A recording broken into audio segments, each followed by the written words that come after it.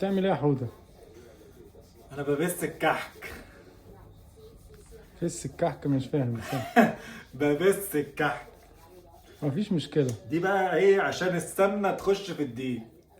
يا مسهل. عمليه البث دي يعني.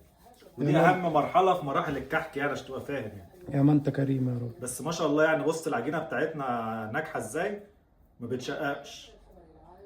كل سنه وانتم معلش. طيبين. وانت كل سنه طيب. واحنا طيبين يا دم. انت طيب يا دولة. طب معلش يا حوده، بالنسبه للمقادير يا فندم. المقادير ورقه وقلم واكتبوا ورايا يا ست الكل.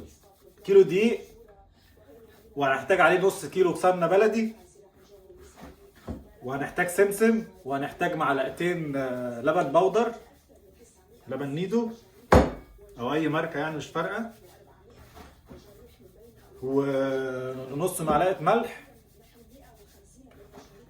وهنحتاج بيكنج باودر، وهنحتاج فانيليا.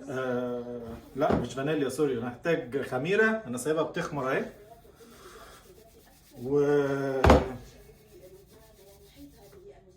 وممكن بقى ريحه الكحك، او محلبيه، محلب. انا حطيت محلب بصراحه عشان ريحه الكحك مش موجوده عندنا في سويسرا.